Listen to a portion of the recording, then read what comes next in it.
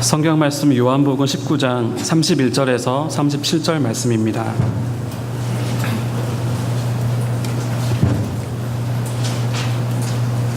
신약성경 요한복음 19장 31절에서 37절 말씀을 제가 봉독하겠습니다.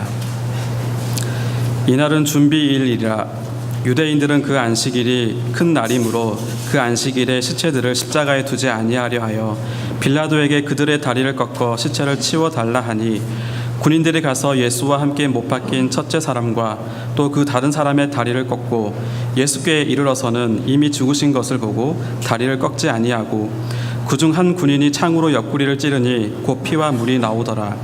이를 본 자가 증언하였으니 그 증언이 참이라. 그가 자기의 말하는 것이 참인 줄 알고 너희로 믿게 하려 함이니라. 이 일이 일어난 것은 그 뼈가 하나도 꺾이지 아니하리라 한 성경을 응하게 하려 함이라. 또 다른 성경에 그들이 그 찌른 자를 보리라 하였느니라. 아멘. 오늘은 성경 공부를 좀 하셔야 될 것 같아요. 오늘은 설교면서도 성경 공부 좀 하려고 합니다.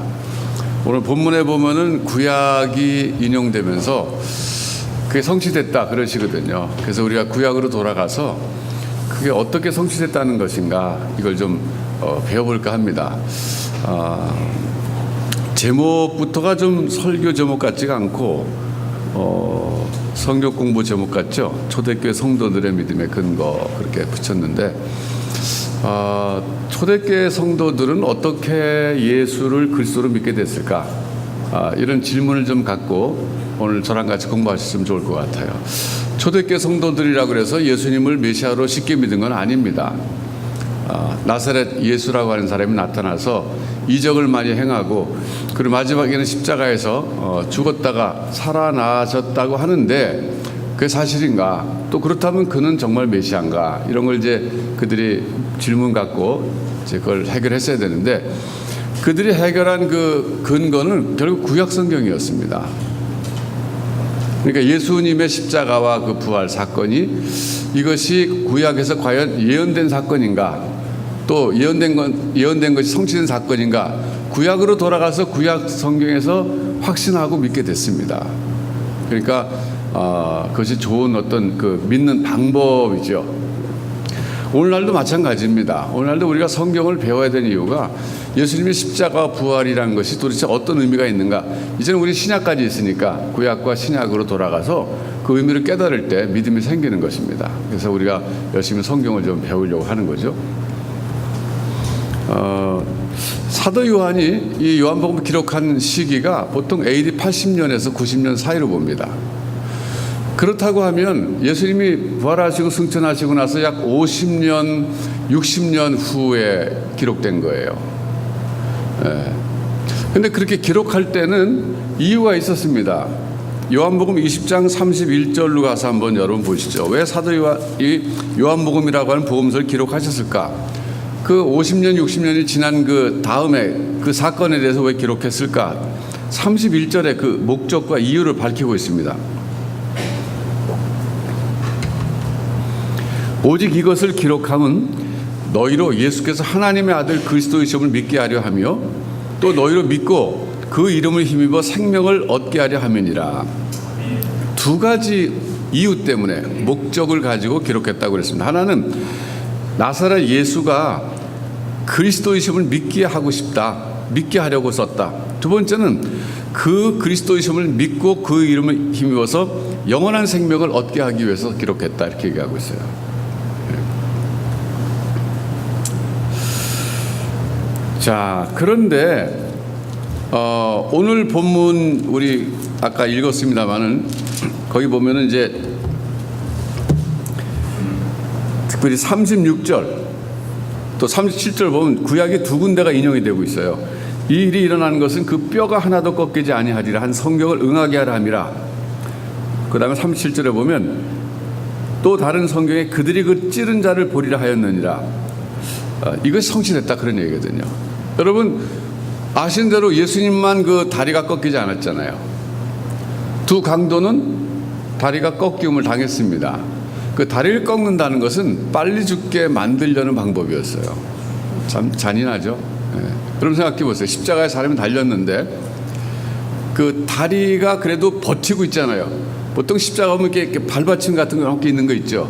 거기다 얹어놓으면 그래도 무게중심이 다리가 버텨주니까 좀 견딜만 한데 무릎을 꺾는 거거든요. 무릎을 꺾었다는 것은 완전히 하중이 밑으로 확 쳐지면서 여기가 온갖 힘을 다 받는다는 거거든요. 그 고통이 얼마나 심하겠어요. 그러니까 빨리 죽이는 방법이거든요. 그러니까 그 다음에 안식일이니까 그때까지 더 나무에 달려놓은 건 안 좋다. 그래갖고서는 요청하니까 군병들이 다리를 꺾은 거예요. 빨리 죽게 하려고. 근데 예수님한테 가서 꺾으려고 보니까 이미 돌아가셨어요. 그러니까 다리 꺾을 필요가 없고 그냥 창 가지고 확인 사살한 거죠, 말하자면. 로마군이 창으로 찔렀어요. 그래서 이거 확실히 죽었다. 이제 그걸 이제 확인한 거거든요. 근데 그것이 우연이 아니라는 거예요. 성경에 그렇게 예언된 것이 그대로 성취된 것이다, 이런 얘기예요. 우선 그 뼈가 하나도 꺾이지 아니하리라 한 성경은 어디 나오냐면요, 시편 34편입니다. 여러분 한번 가서 보십시오. 시편 34편.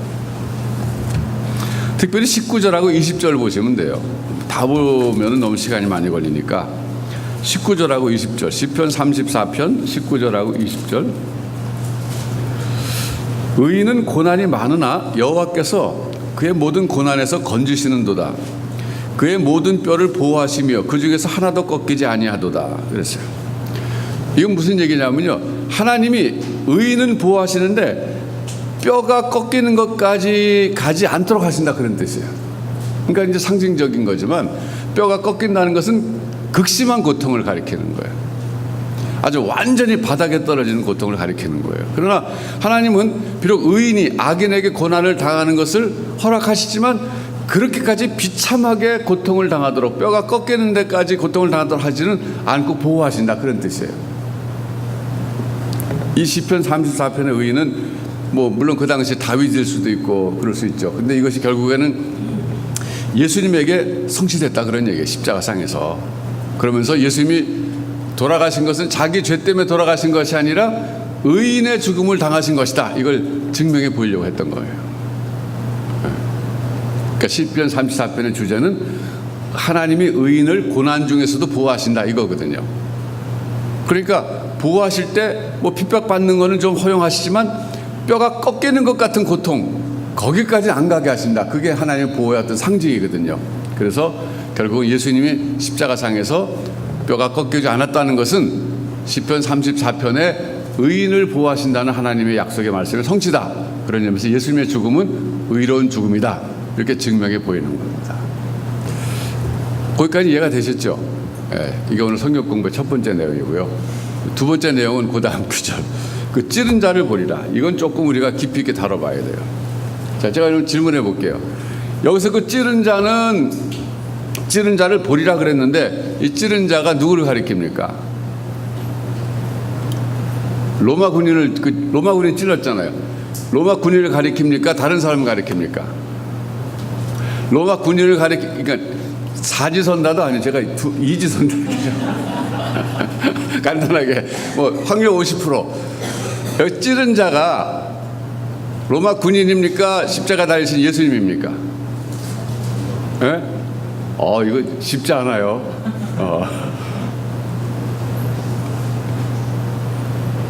예수님이에요. 이 잘못 생각하면 그 찌른 자를 보라 그래서 로마 군인이 언젠가 찌를 것을 예언했었다, 이렇게 생각할 수 있는데, 여기서 찌른 자를 보라는 것은 이건 로마 군인이 아니라 예수님을 가리키는 거예요. 사실은 스가랴서로 가서 봐야 돼요. 여러분 여기 스가랴서에서의 인용이거든요. 자, 오늘 스가랴를 좀 보겠어요. 구약 가가지고 스가랴 12장 10절이에요. 구약성경 스가랴가 12장 10절이면은 1323쪽이에요. 1323쪽. 자, 10절 한번 같이 읽어보겠습니다. 시작. 내가 다윗의 집과 예루살렘 주민에게 은총과 간구하는 심령을 부어주리니 그들이 그 찌른 바 그를 바라보고 그를 위하여 애통하기를 독자를 위하여 애통하듯 하며 그를 위하여 통곡하기를 장자를 위하여 통곡하듯 하리로다. 여기 보면 찌른 바 그를 바라본다 그랬잖아요. 예, 그러니까 여기서 그 높이 달려 있는데 이렇게 바라보는 그런 상황을 지금 얘기하고 있어요. 그러니까 로마 군인을 가리키는 건 아니에요. 찌른 사람을 가리키는 게 아니라 찌림을 받은 사람, 찔림을 당한 사람을 가리키는 거예요. 이게 이제 스가랴서에서 어떤 문맥에서 얘기가 나왔는가를 좀 살펴봐야 되는데요. 쉽게 얘기하면 이런 겁니다. 하나님과 이스라엘의 그 관계를 목자와 양의 관계로 비유하고 있어요. 그래서 하나님이 이스라엘 목자가 되셔가지고 그 양떼인 이스라엘을 잘 인도해 주셨어요. 그래서 어느 날 하나님께서 그들에게 대가를 요구하시는 거예요. 내가 너희를 이렇게 구원해 줬으니까, 보호해 줬으니까, 목자로서 역할을 했으니까 나 대가를 달라 그랬더니 겨우 은 30개 달아줬어요. 그 은 30개는 너무 조금 준 거예요. 다시 말하면 고마움을 모른 거예요. 그랬을 때 그 목자가 은 30개 받아가지고 토기장에게 갖다 던져버리고 말았어요. 이거는 내가 받을 만큼 받은 게 아니다. 화가 난 거죠. 배은 망덕을 경험한 거죠. 예. 그래서 그 목자이신 하나님이 이제 이 이스라엘 사람들은 심판하시겠다 합니다. 그래서 은총의 막대기를 꺾고 또 연합의 막대기를 꺾겠다. 상징적인 말로 그렇게 비유적으로 말씀하셨지만 그들 좀 심판하시겠다. 은총의 막대기 뺀다는 건 뭐예요? 은총을 베풀어주지 않겠다는 것이고 연합의 막대기를 이제 꺾어버린다는 것은 이스라엘과 유다 사이에 갈등이 있고 이렇게 평화가 없을 것을 말하는 그런 상징적인 건데 이제 그렇게 심판의 말씀을 전하셨어요. 근데 그렇게 심판하시겠다고 끝난 것이 아니라 그러나 때가 되면 내가 다시 이 유다 사람들을 돌아오게 하겠다. 다시 은총을 베풀어주고 그들이 회개하게끔 하겠다. 이렇게 약속의 말씀하셨거든요. 이제 그것이 성취됐다는 거예요. 자, 그럼 제가 좀 더 자세히 설명해 드릴게요. 다시 가서 볼 때가 스가랴 11장 12절 13절이에요. 스가랴 11장 12절 13절. 오늘 제가 성경 공부 좀 한다 그랬죠? 예, 잘 따라오세요. 12절 13절 보면 이렇게 되어 있습니다. 내가 그들에게 이르기를 너희가 좋게 여기거든 내 품삯을 내게 주고 그렇지 아니하거든 그만두라. 예, 품삯을 달라 그랬어요. 목자로서 수고한 품삯. 그랬더니 그들이 곧 은 30개를 달아서 내 품삯을 삼은지라. 은 30개는 조금 준 거예요. 여호와께서 내게 이르시되 그들이 나를 헤아린 바 그 삭슬 토기장에게 던지라 하시기로 내가 곧 그 은 30개를 여호와의 전에서 토기장에게 던지고. 이거는 불만족스러운 거예요.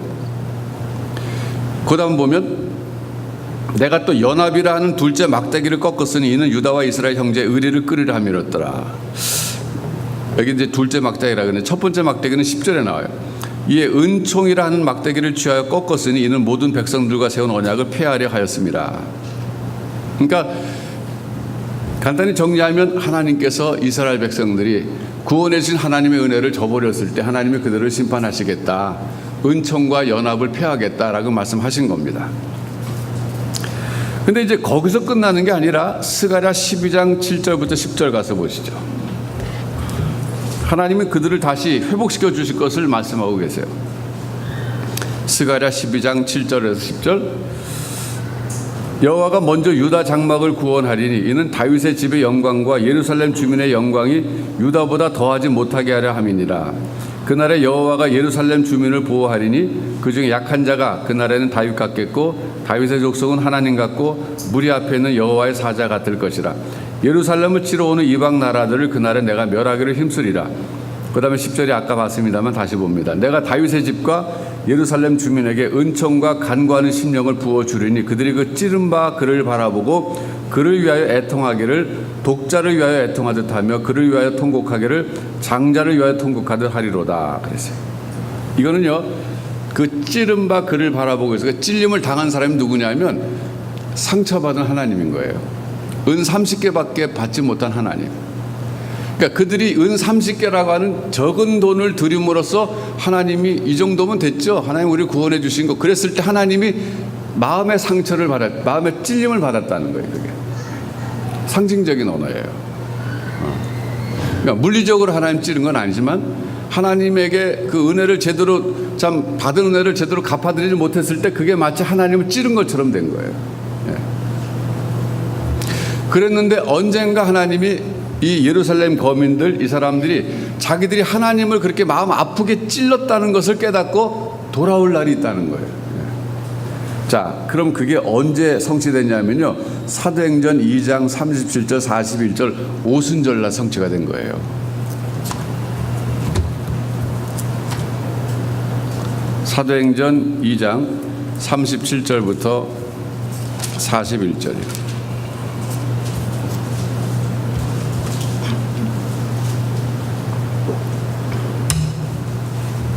36절부터 보죠. 36절부터. 그런즉 이스라엘 온 집은 확실히 알지니 너희가 십자가에 못 박은 이 예수를 하나님이 주와 그리스도가 되게 하셨느니라 하니라. 그들이 이 말을 듣고 마음에 찔려 베드로와 다른 사도들에게 물어 이르되 형제들아 우리가 어찌할꼬. 이번에는 그들이 찔린 거예요. 또 마음에 양심에 찔림 받은 거예요. 베드로가 이르되 너희가 회개하여 각각 예수 그리스도의 이름으로 세례를 받고 죄사함을 받으라. 그리하면 성령의 선물을 받으리니 이 약속은 너희와 너희 자녀와 모든 먼데 사람 곧 주 우리 하나님이 얼마든지 부르시는 자들에게 하신 것이라 하고 또 여러 말로 확증하며 권하여 이르되 너희가 이 패역한 세대에서 구원을 받으라 하니 그 말을 받은 사람들은 세례를 받음에 이날에 신도의 수가 3,000이나 더하더라.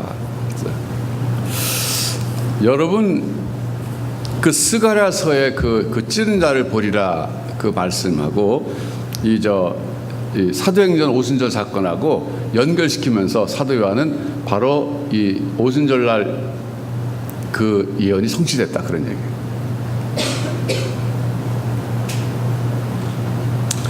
자, 우리 사도행전 19장 오늘 본문으로 돌아가 다시 한번 보겠습니다.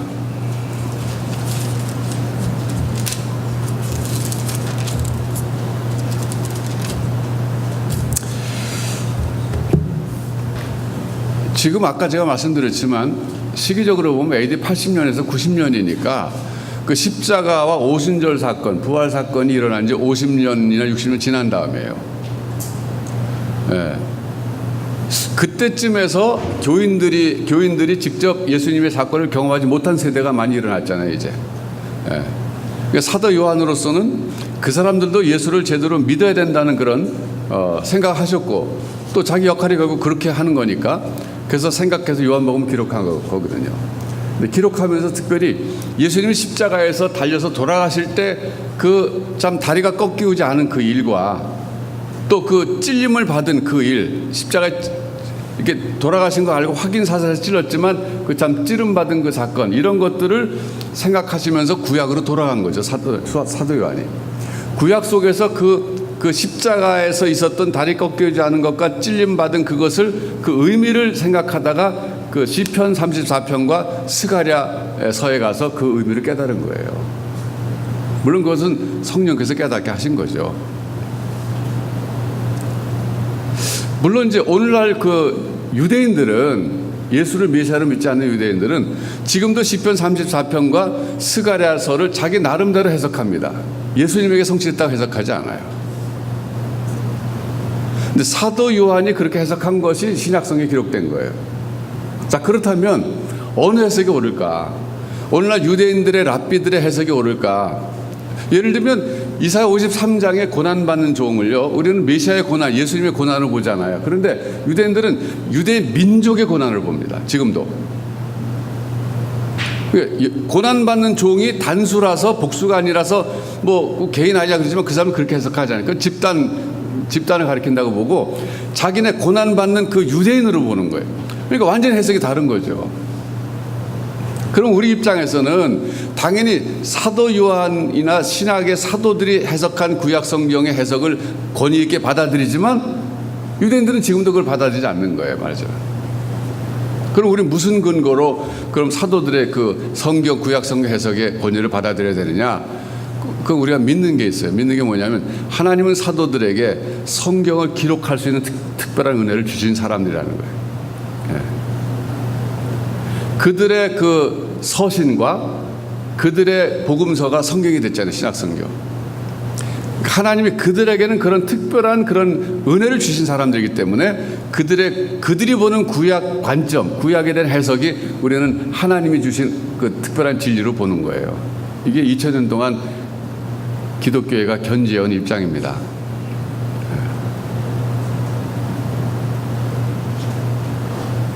그러니까 사도 요한도 이때 당시 사도 요한은 그 신약이 뭐 부분적으로 기록해서 돌아다녔잖아요. 돌아다녔지만 자기 나름대로 이제 그 요한복음을 기록하면서 십자가에서 있었던 그 여러 가지 그 상황들 가운데 특별히 다리 꺾이지 않은 것과 창으로 찔림 받아서 그 찔린 채로 이렇게 십자가 달리신 예수 그리스도 그 사건을 의인의 고난으로 봤을 뿐만 아니라 오순절날 성취된 거로 해석한 거예요.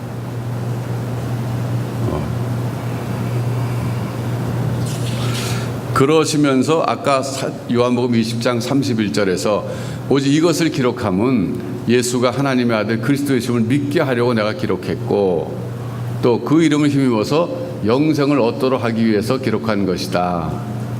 이런 목적과 기록했다는 걸 밝히고 있어요. 이제 그러면서 또 하나 요한이 그 강조한 건 뭐냐면 요한복음 5장 39절입니다. 한번 가서 보시죠. 요한복음 5장 39절.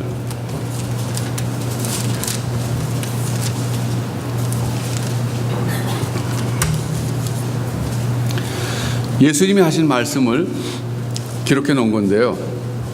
요한복음 5장 39절. 너희가 성경에서 영생을 얻는 줄 생각하고 성경을 연구하거니와, 이 성경은 구약 성경이잖아요. 이때는 신약 성경 없을 때니까 이 구약 성경이 곧 내게 대하여 증언하는 것이니라. 네. 그러니까 구약 성경 자체가 결국은 예수님을 증언하는 거라는 거예요. 그러니까 오늘 시편 34편의 그 예언과 스가랴의 이 모든 예언이 결국은 예수님을 예언하는 것이라는 거예요.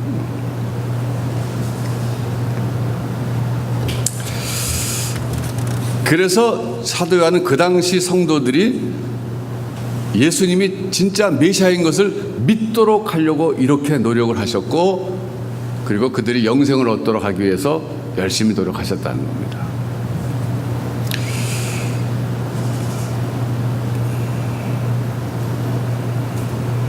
여기까지가 오늘 성경 해석이고요. 제가 적용을 좀 생각해 봤습니다. 적용은요, 반추라는 단어를 좀 여러분에게 드리고 싶어요. 반추. 반추라는 단어는 이제 한문이잖아요. 어떤 일을 되풀이하여 생각하는 것. 원래는 소가 먹이를 끄집어내어서 다시 씹는 것. 이게 반추예요. 저도 고등학교 다닐 때 배운 단어입니다. 여러분 아마 그러셨을 거예요. 예, 사람은 반추할 수 있는 존재입니다. 그러니까 생각을 자꾸 되씹어서 그 의미를 깨닫는 존재가 인간입니다. 지금 사도 요한이 마찬가지예요. 사도 요한은 지금 십자가와 부활과 그 오순절 사건이 50년, 60년 이런 사건인데 그걸 지금 계속 반추하고 있는 거예요, 말하자면. 그게 무슨 의미였을까? 본인 자신도 그래서 구약 성경으로 돌아가서 그 의미를 더 확신한 거예요. 아, 이거 예언의 성취였구나. 그러면서 자기가 그 깨달은 것을 그 당시 성도들에게 또 가르쳐 주기 위해서 기록을 하신 거거든요. 자, 그런 거 볼 때 여러분도 여러분이 인생을 살아오면서 하나님을 경험한 사건들이 있을 거예요. 그 하나님을 경험한 사건들을 계속 반추해 보시라는 거예요. 네. 되씹어보고 또 되씹어보고. 그럴 때 거기서 깊은 맛을 볼 수 있어요. 저는 예를 들어서 저의 경우는 어렸을 때 제가 방언의 은사를 체험했다 그랬잖아요. 저는 지금도 방언이 뭔가를 생각하고 있어요. 제가 신학교에서 가르치는 교수잖아요. 예. 특별히 학생들하고 방언에 대해서 많이 토론하고 그래요. 물론 이제 많은 걸 깨달았지만 아직도 좀 궁금한 게 많아요. 그러니까 저로서는 그 방언의 은사 체험이라고 하는 것이 이 어떤 신비 체험이거든요. 하나님을 체험한 사건이거든요. 그게 하나님께서 나에게 왜 그런 경험하게 하셨을까부터 해서 그 방언이 뭘까? 그러면서 계속 저는 그걸 생각하는, 제가 반추하는 것 중에 하나예요. 그것만 하진 않아요. 근데 그런 것이 있어야 신앙의 성장이 있습니다. 성장이 있어요. 여러분이 살다가 막 죽을 뻔했는데 살아나는 사건이 있을 수 있어요. 근데 그것이 하나님이 나를 살려주셨다는 그런 의미일 수 있어요. 자기가 받아들일 때 주관적으로. 그러면 그걸 또 반추해 보는 것들이죠. 그 왜 그러셨을까 하나님이? 그것이 나에게 무슨 의미가 있을까? 근데 여러분 그 사소한 거는 반추하지 마세요. 제가 전에 그 우리 할렐루야교회 있을 때 신방 갔더니 어느 집사님이 그 유리에다가 이렇게 나무 십자가를 이렇게 잘 이렇게 담아놓은 걸 보여주면서 막 감동해서 막 떨면서 말도 떨면서 손도 떨면서 목사님 이것 좀 보세요. 그 뭔데요? 십자가처럼 생겼네. 그랬더니 십자가래. 이게 뭔지 아세요? 모르죠. 그랬더니 어느 날 자기 아들이 공원에 이렇게 벤치에 앉아 있었대요. 근데 갑자기 바람이 막 불면서 나뭇가지가 툭 떨어졌는데 보니까 이게 떨어졌대요. 주워 보니까 십자가 모양이래.